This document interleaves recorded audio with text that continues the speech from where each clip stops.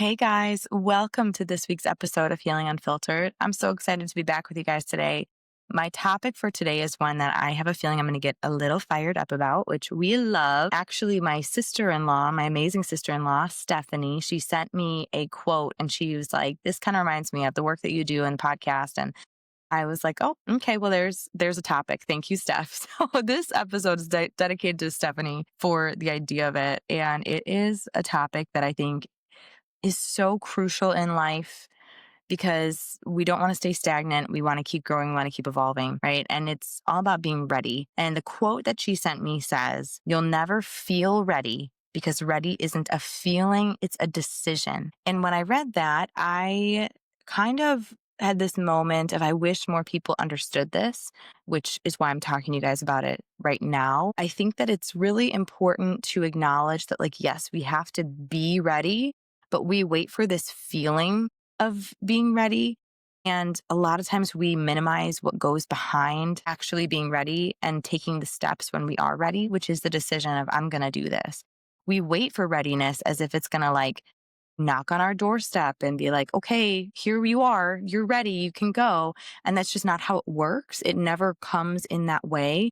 I think the only time it might come in that way or might feel like that is if you're really in tune with your gut, which is something I do want to talk about today because I think it is very possible to get really in tune with your gut and who you are as a person so that you can recognize in yourself what it means to be ready and what that feeling feels like. But I also want to talk about situations that we might hold back from taking a step forward because it's a big decision or there's a lot at stake when it comes to making that decision. And we hold ourselves back waiting for a feeling when the feeling might not be the thing that tells us we're ready. The decision to do it is the thing that we need to focus on. So, this myth of feeling ready, people expect to feel ready when they feel no fear, when they feel complete confidence in whatever it is they want to do, the perfect timing. I think the amount of times that I've had conversations with, especially in my personal life, when we talk about like maybe doing something hard or having a hard conversation or leaving a job or changing their career or having a baby or whatever life changing decision you're trying to make.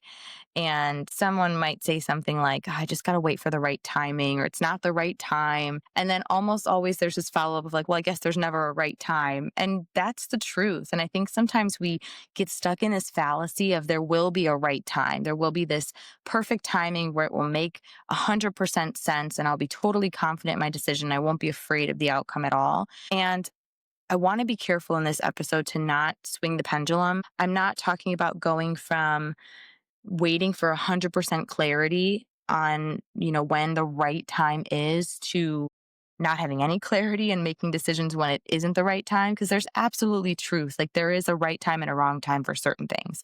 We have to be realistic about this. But I think sometimes we stay on these ends of the pendulum. We stay over here. And then when we try to challenge ourselves, we expect to swing all the way to the other side. And neither end of the spectrum is healthy or helpful. We need to find that balance in the middle. So when I'm talking about, we wait for the perfect time and how we shouldn't just wait for the perfect time, I'm not saying be impulsive and do something because you just don't want to wait. We got to find that middle ground of being confident and recognizing when the right time is, while also recognizing that there's not going to be a perfect time. There's a huge difference between the right time and the perfect time. Perfectionism is one of the biggest barriers to success for people because nothing is perfect. Even things that feel perfect or things that are going exactly as you'd want them to go, my guess is there's something in there that you can find that's not 100% perfect.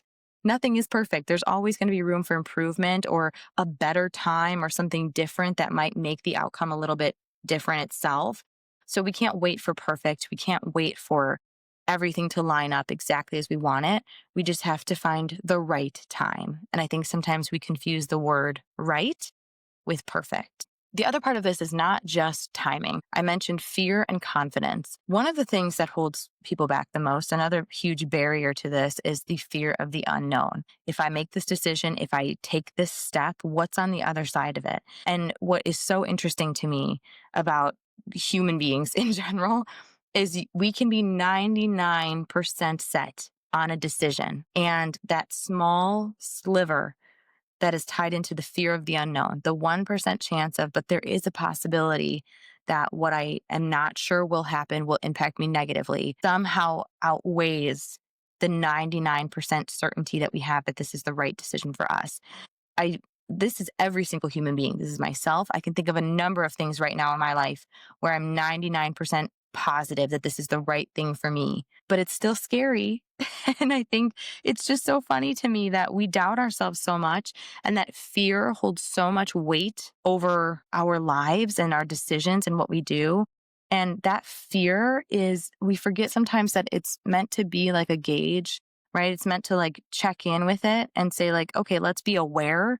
Let's not go in blindly. Let's be realistic about the fact that XYZ thing could be a possibility, but we overemphasize what that means to us. I think we take that fear that is important to use as a gauge to check in and we use it as fact. It's this that whole concept of emotional reasoning, which I've talked before about in different episodes of I'm using my emotion as proof of whatever it is. So I feel afraid. Therefore, that fear must mean that this bad thing is going to happen. It gives us this fallacy or this false belief that the likelihood of something happening is higher than it actually is. So, okay, so I feel afraid. Therefore, this thing is probably going to happen. And if maybe the chance of that thing happening is that 1% instead of the 99%, we're acting as if it's the reverse. We're acting as if it's 99% sure that it's going to happen and 1% going to be okay, when the reality of that is so different. Fear really fucks a lot up for us. Rightfully so. Like fear is one of those emotions that is meant to keep us safe and drive us in a direction of keeping us safe. But we really overemphasize it and we give it way too much credit. So I think the thing to remember is that fear and uncertainty are a part of growth. What would the point be if we were 100% confident and certain about everything? That would be so boring. I think about all of those times that I've made a choice where it's like, ooh, this could be really risky. Opening my own practice, starting a podcast, a few other things I'm working on right now. I think that there's so many opportunities that pop up in life where we could let fear hold us back. And if that fear weren't there, like if we weren't making these decisions despite fear, how boring would that be? It's like, yeah, I'm going to make this decision that's huge and life changing, but I know it's going to be fine. And then I get to the other end and it's like, yeah, it's just fine like I figured it would be. Think about that feeling when you do something that has fear on the other side of it or has uncertainty, maybe is the better way to look at it, on the other side of it. And when you make that decision and you get to the other side and everything's okay, how good that feels, how proud you are of yourself.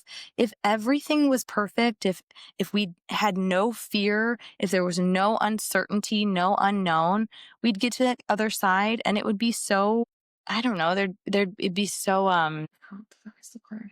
I'm really struggling today. It'd be so anticlimactic. Like all of this buildup that we feel, if we didn't put so much stock in it, if we didn't let it drive us through fear, but instead drove us through, I'm nervous, I'm uncertain, but I'm going to do it anyway. Wow, I'm struggling today. If we didn't have any of that uncertainty and we knew that everything was going to work out perfectly every single time, we made a huge life altering decision.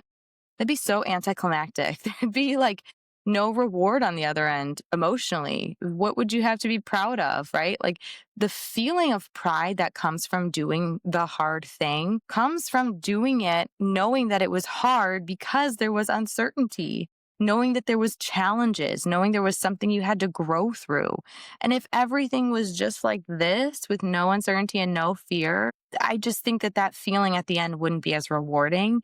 And so I think we need to start looking at it through that lens of what is this trying to teach me? Yes, let me gauge the level of fear and the uncertainty and be realistic about the potential outcomes that could cause harm or I would need to be aware of the potential risks or consequences, but also let's use it as like, okay, but I'm going to do the thing anyway because I'm so confident in myself. And then I'm going to feel so proud of myself for overcoming that fear and uncertainty or for handling the challenges that popped up along the way and doing it despite doing whatever the thing is or making that decision despite that fear or that challenge. The bottom line is if you are waiting to feel fearless, if you're waiting to feel 100% confident and ready, you're going to be waiting forever. You're going to be stuck in the same place. And I think this is one of the biggest barriers to growth and evolution of life is waiting to feel ready, and then that feeling never coming and feeling complacent where you're at in life and longing for something different. And if you want to think about it through the lens of mental health, like, okay, we have anxiety of, I really want to do the thing, but I'm worried about what's to come.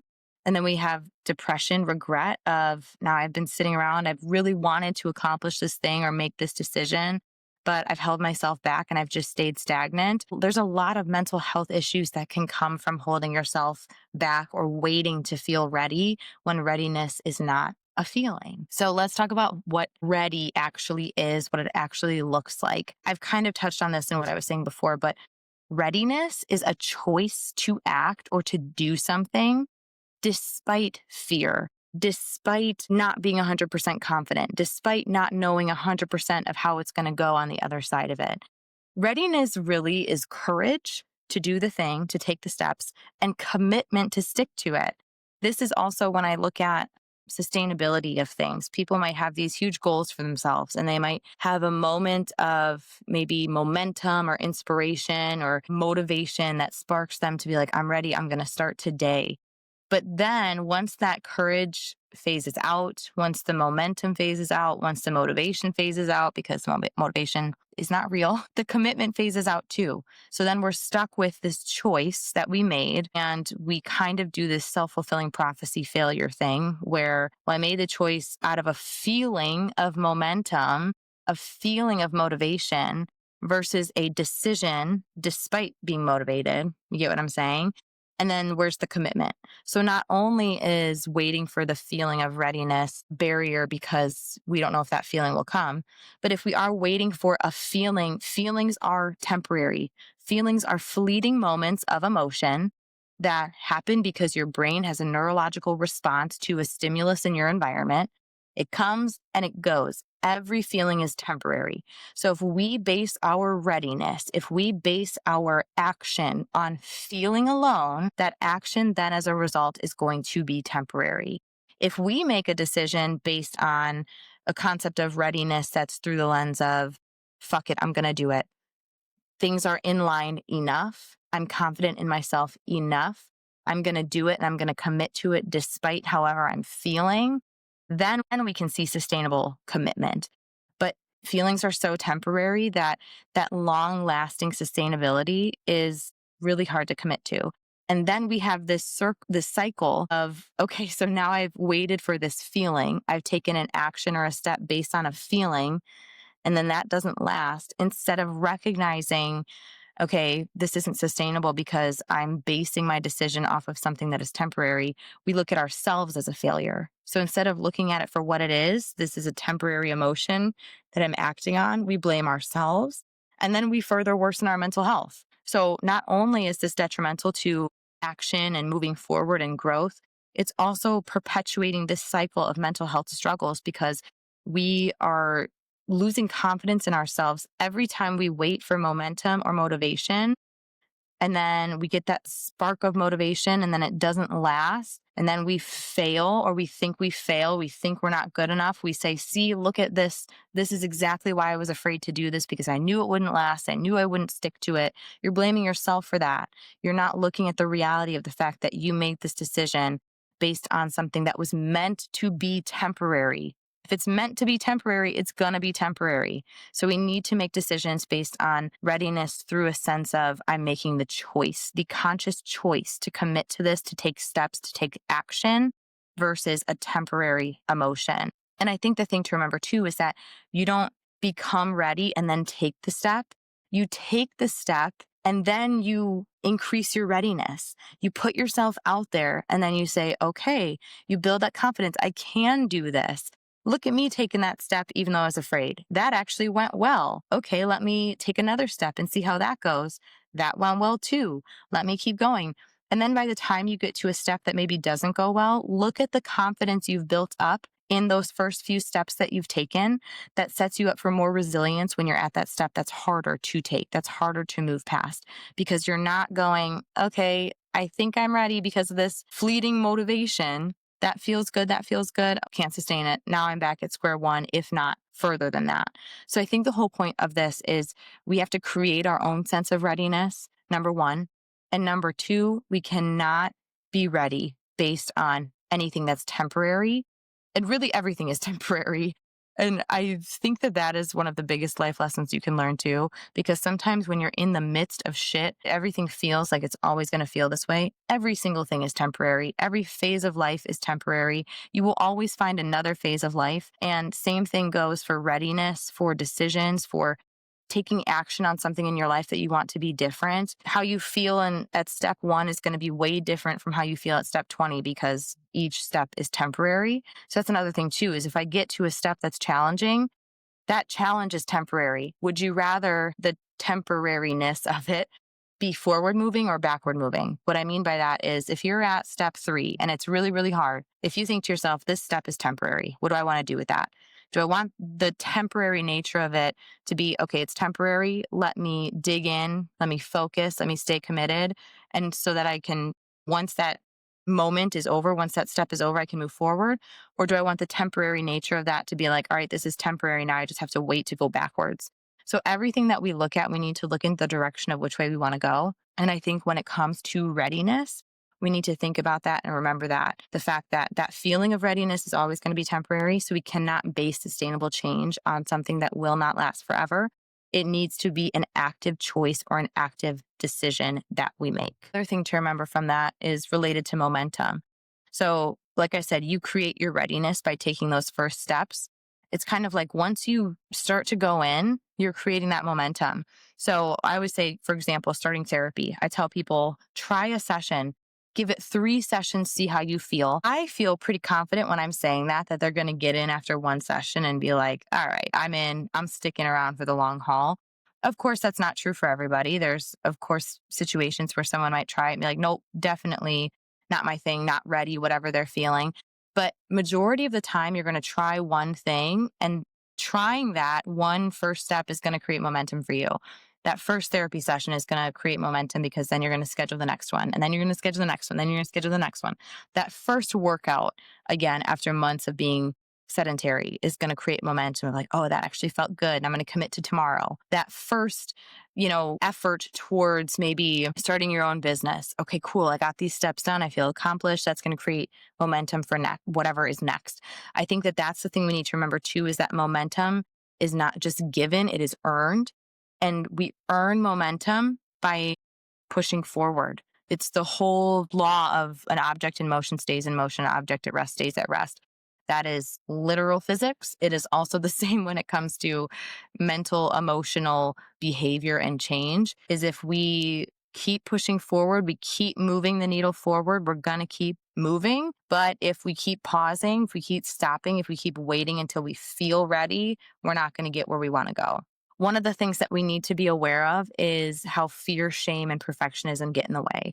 So I've already talked a little bit about fear and how that gets in the way, that what if or that uncertainty, those unknowns from the future.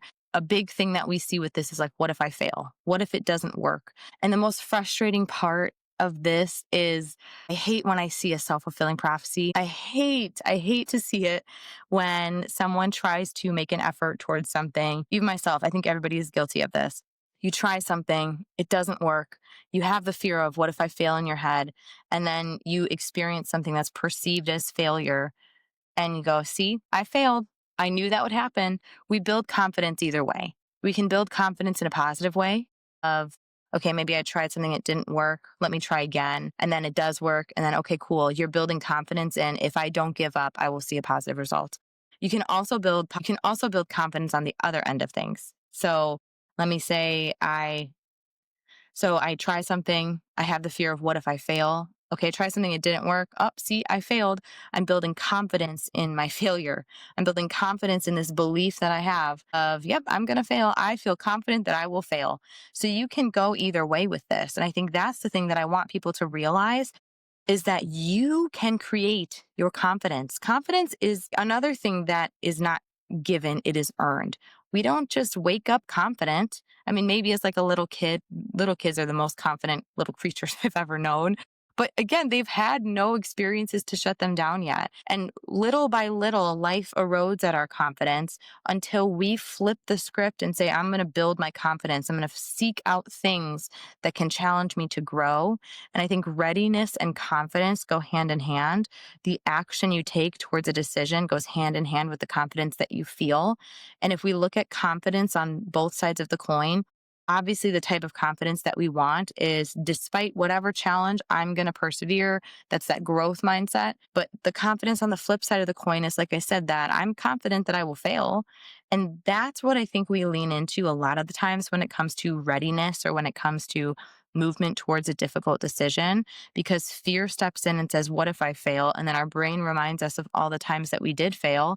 And then our confidence is boosted on the negative side versus the growth oriented side. And we stay in this fixed mindset. Another factor that we have to be aware of is shame. Shame is one of the most frustrating things as well. Shame is that, like, well, who am I to even try? What little old me trying whatever thing? I think that this is one of the things that gets in a lot of people's way. It's what are people going to think of me?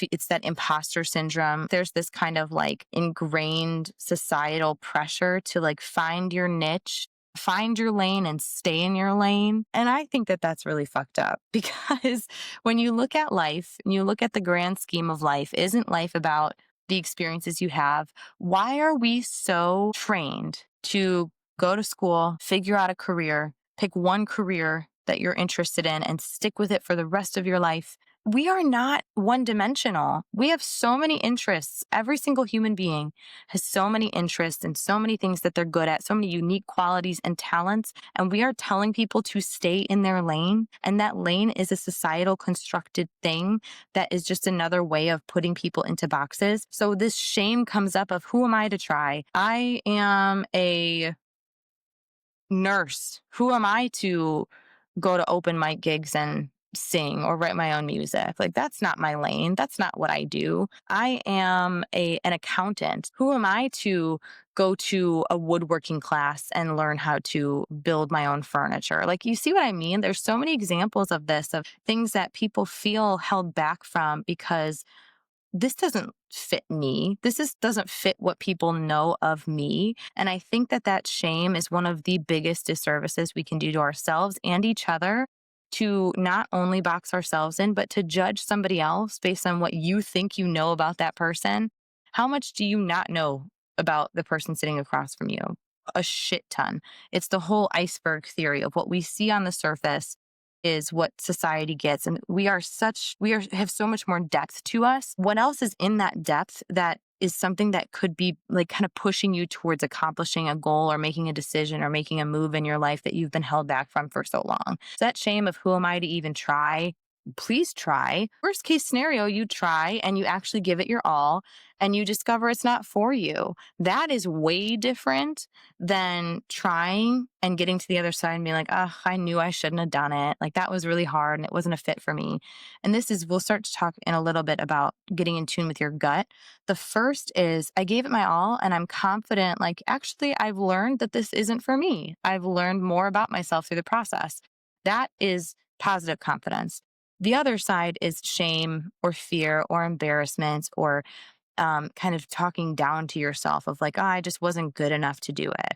No, who cares how good you are at it? Just do it. Just try. If it's something you feel called to, try. And I know I'm talking like looking at this right now through the lens of like maybe trying something new or making a life change, but same thing with like going to therapy or working on something or working through your mental health struggles. Who am I to try? Like, maybe you have a family dynamic or maybe your culture is one of like, no, we don't do that. So who am I to kind of like push against the boundaries of that? Who am I to become enlightened into who I am?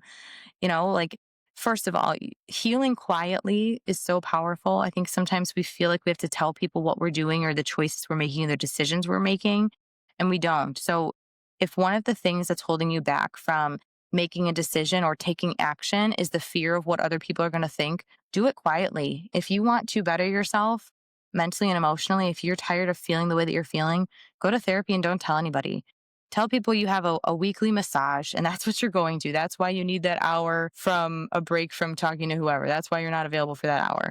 Or if you want to get in better shape or you want to get stronger, you want to join a bodybuilding competition, like work out quietly, go to a gym outside of your town so where nobody's going to see you. You don't have to tell anybody. You don't have to, nobody has to judge you if they don't know. And I personally think that getting to a point of feeling confident despite what other people think is obviously very freeing. But I also understand two things. One, that's something that might hold us back from taking the first step. We might not be ready yet to take a step out loud, and that's okay. And two, I also recognize that, especially when we're looking at culturally, doing some of these things out loud might not be safe, might not be welcomed in our family dynamic, our friend group, our career culture, like whatever it is. So I think the point is if shame or embarrassment is holding you back from something, just know that you don't have to tell anybody your business. You can do these things quietly and build that confidence in yourself without the feedback of anybody else in your ear. Another thing that holds us back is perfectionism. I alluded to this earlier too, that we kind of wait for the perfect timing or the perfect circumstances. And I promise you, if you look at any situation, there is something that could make that situation not perfect. As perfect as it feels, as right as it feels, nothing is ever perfect. And I think we need to get better at recognizing the fact that it doesn't have to line up exactly as we think we do. And I think that this is one of the ways that people maybe might be calling you out here. So brace yourself. I think that perfectionism is one of the ways that people make excuses. I think that the easiest excuse we can make is, but the timing's not right, or I don't have the funds, or I don't have the circumstances. Now, there's a difference between excuses and reasons, right? Excuses, I think, would be it's holding me back from making any action. Reasons are it's holding me back from making certain action. Let's use the example of health and fitness for an example. Okay, so an excuse might be I don't have money for a gym membership. I don't have money to get my own weights. And where the line is between excuse and reason is the excuse would be I don't have the money for it, so I'm just not going to do anything. Right? That's going to hold me back from taking any action. Versus a reason might be, yeah, I don't have money for a gym membership or for weights at my own home, but you know what? Screw it. I'll use the detergent jug as extra weights, or I'll go for a walk and carry a backpack, right? Like, I think that that is a good kind of differentiation. If you find that the reasons you're coming up with for saying no because it's not perfect, if you're finding that that's holding you back completely, very all or nothing, it's not perfect, so I can't do it at all, versus holding you back from certain aspects of it, but then you're able to problem solve and find a different solution because you are committed versus waiting for the perfect timing. That's how we can differentiate between an excuse and a reason. And I think that a lot of times behind perfectionism really is fear. So we want it to be perfect, and that might be the truth. We want it to be perfect, or we feel like if it's not perfect, it can't start. But behind that is, well, if it's not perfect, I will fail. Or if it's not perfect, someone will judge me. And so we have to look at if perfectionism is the thing holding us back, what is the feeling underneath that perfectionism that is fueling it? And how is that holding us back? So, takeaways, it's never going to be perfect. So, you can't wait for it to be. Are we making excuses? And that's what our perfectionism is representing. And what emotion is behind that perfectionism?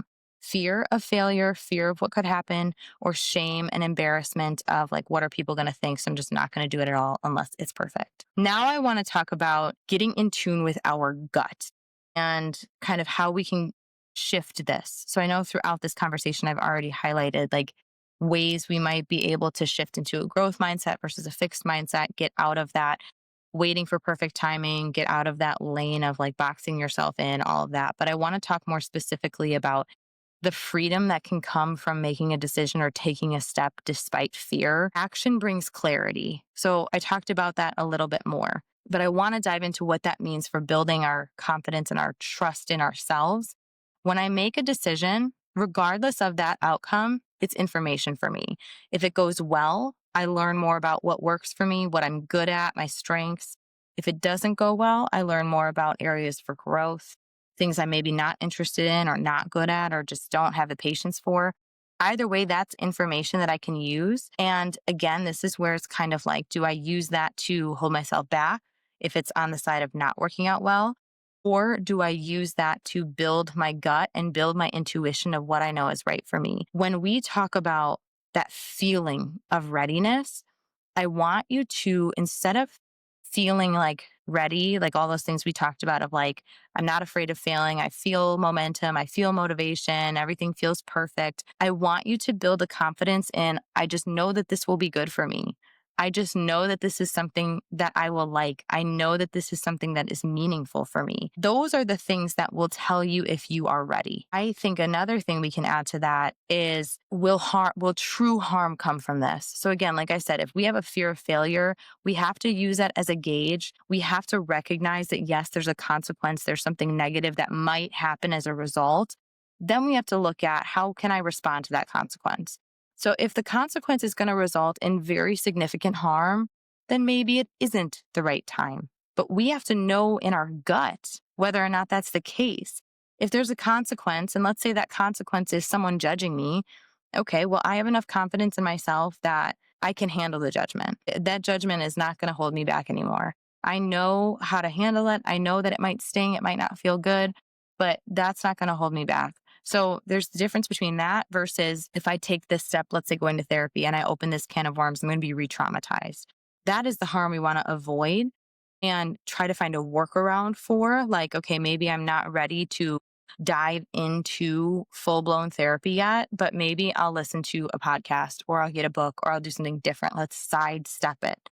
But I think instead of looking at readiness as an all or nothing thing, which we tend to do, either I'm ready or I'm not, we need to look at, am I ready for this option? Am I ready for this step? And if the answer is no, okay, what's the step below it? Am I ready for this step?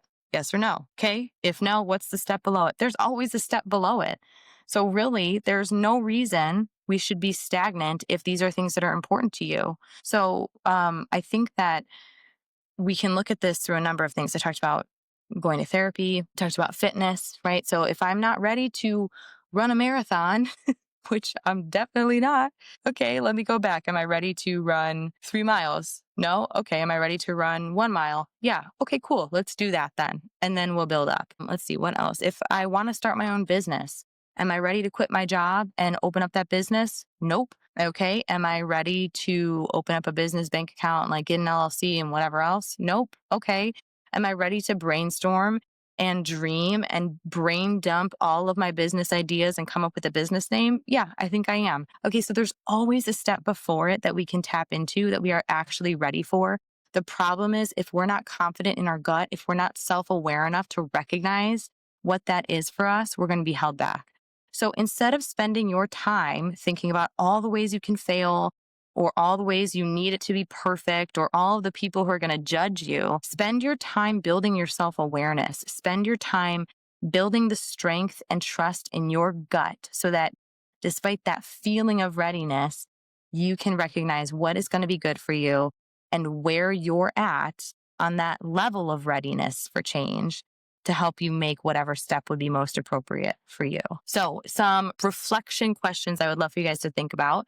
What would I choose if I stopped waiting to feel ready? So this could be a really good meditative question if you like to meditate, to just kind of sit and think about the thing that you're wanting to do.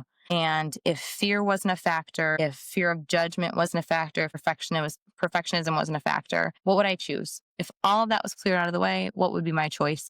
And then we can go from there, because I think that is strengthening, building your gut of knowing yourself best. So I love that question, either as a journaling prompt or a meditative question. Similarly to what I just was talking about, what's the smallest first step I could commit to today?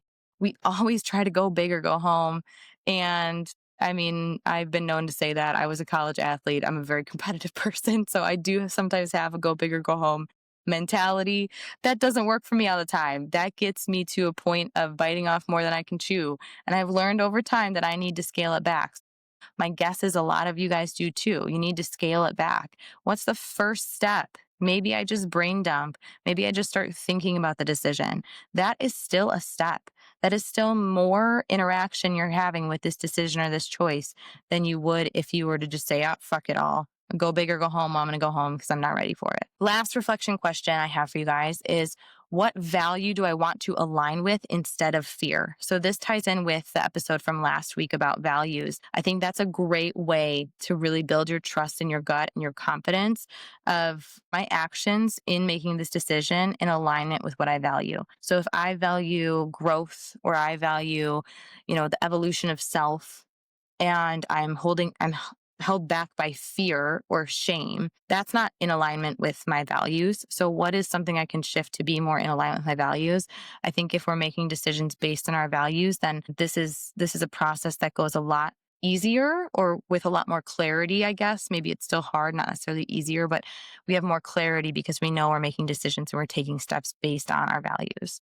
So I hope this was helpful. I hope, if anything, this inspired you guys to get out of that lane that you've been stuck in. If there's something you want to try, just fucking try it. Like, I think that there's so much more we can experience as human beings that can lead to more fulfilling lives if we weren't so focused on just staying in our lane. Get out there. Who cares what people think of you? It's their business and their own insecurity that's projecting that anyway.